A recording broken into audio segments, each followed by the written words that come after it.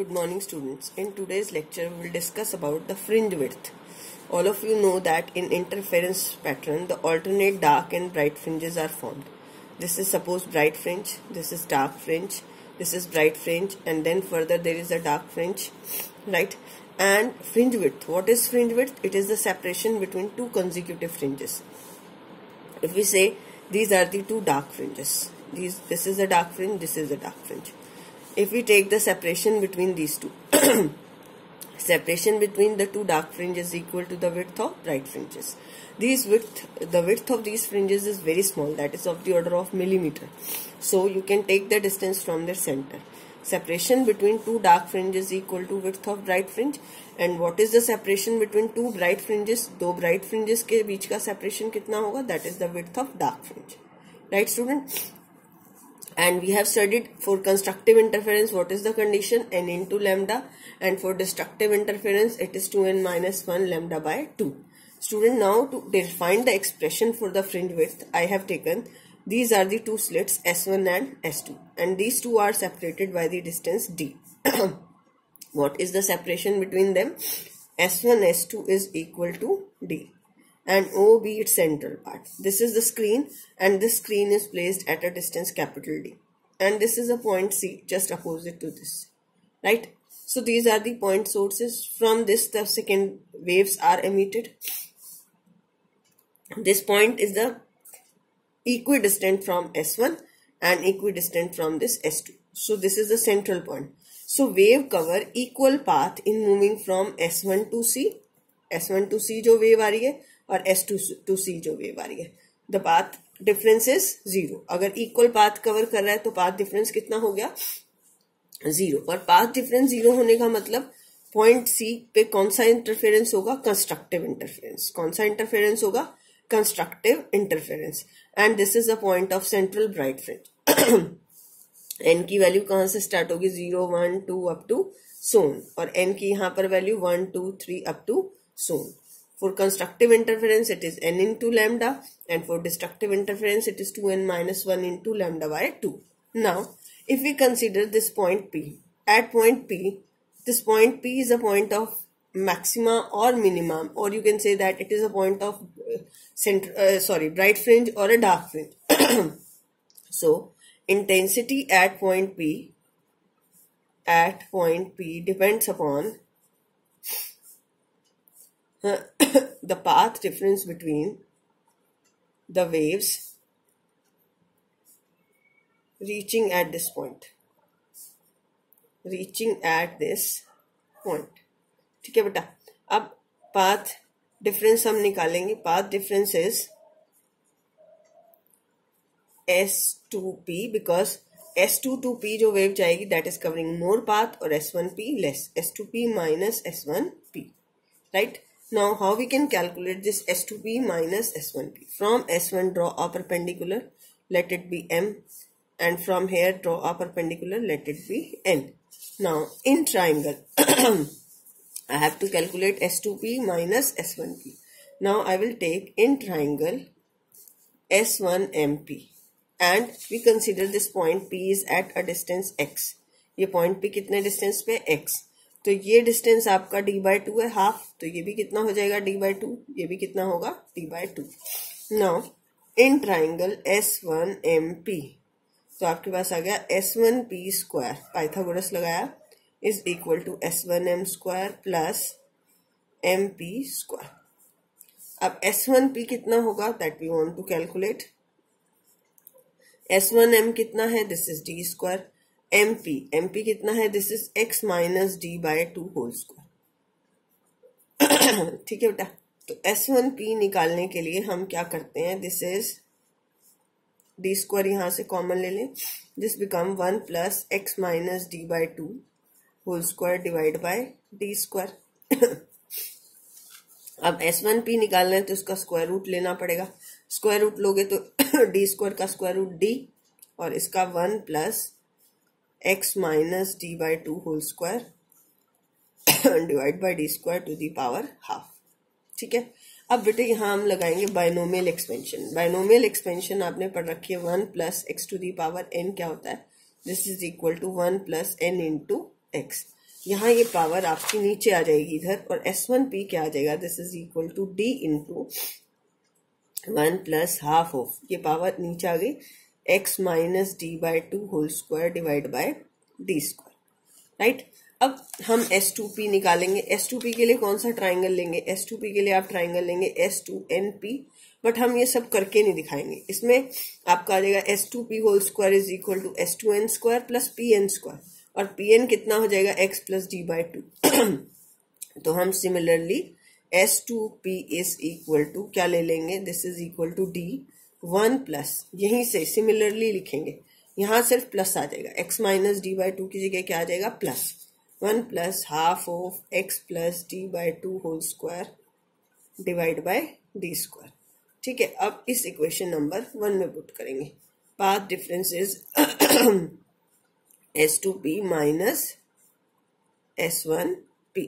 ठीक है, अब ये बन जाएगा आपके पास D, आप कॉमन ले लीजिए, S2P is 1 plus half of x plus d by two whole square divide by d square minus 1 minus half of, ये टर्म आ जाएगी आपकी x, इधर लिख रही हूं मैं x minus d by two whole square divide by d square. ठीक है, ये 1 से 1 क्या हो गया, cancel out.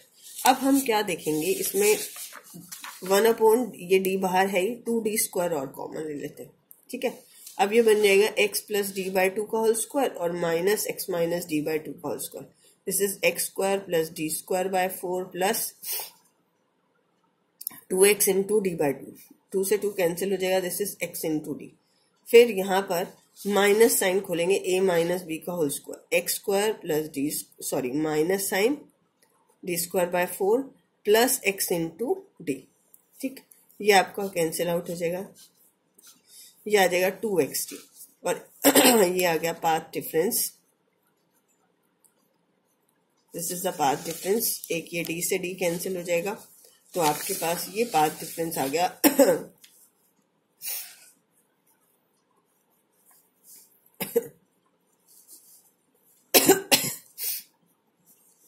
2 cancel x into d by d, ये पाथ डिफरेंस आ गया। अब d क्या है, ये स्टूडेंट्स आपको लर्न होना चाहिए, path difference is xt by d. अब हम यूज करेंगे condition for, we know condition for constructive interference. क्या होती है कंस्ट्रक्टिव इंटरफेरेंस की condition, this path difference must be equal to n lambda. ठीक है, x d by d is equal to n into lambda, और n कहाँ से शुरू होता है, 0 1 2 3 अप टू सोन। ठीक, तो x की वैल्यू क्या आ जाएगी, n into lambda into d divide by small D. अब n इक्वल टू 0 अगर पुट करें, इफ n इक्वल टू 0, तो x की वैल्यू क्या आ गई, 0।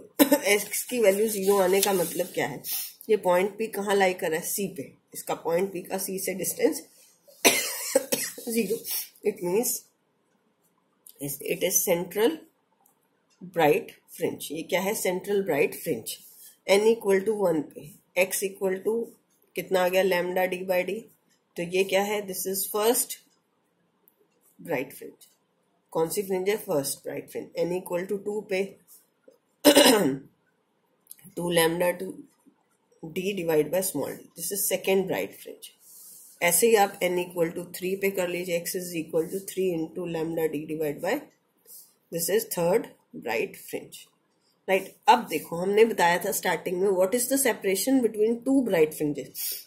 आप इसमें से इसको माइनस कर लीजिए, इसको x नोट कर दीजिए, इसको x1, इसको x2, इसको x3। सेपरेशन बिटवीन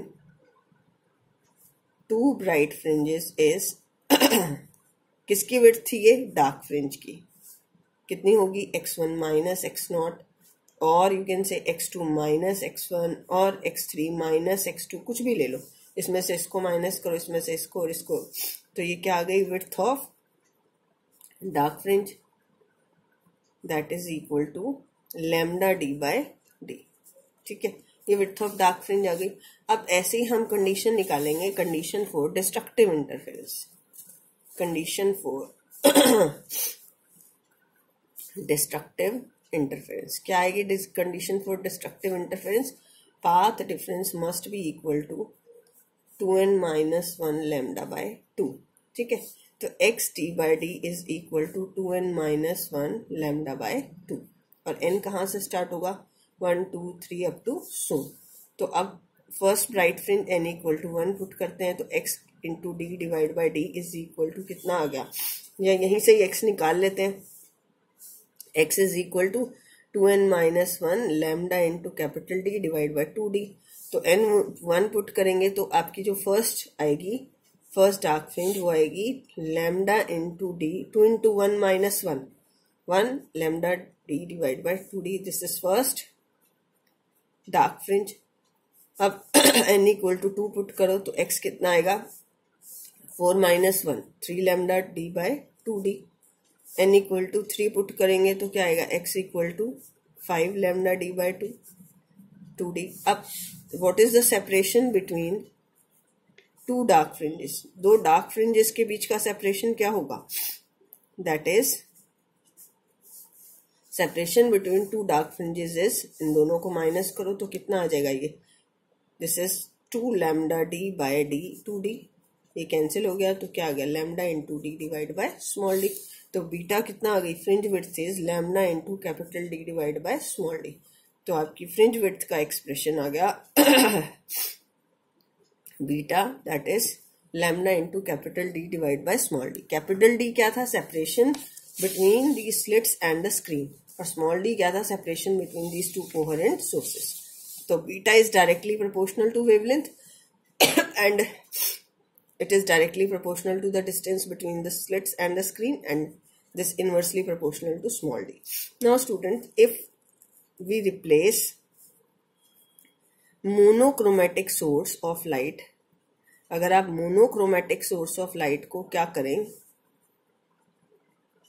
किससे रिप्लेस कर दें, व्हाइट लाइट से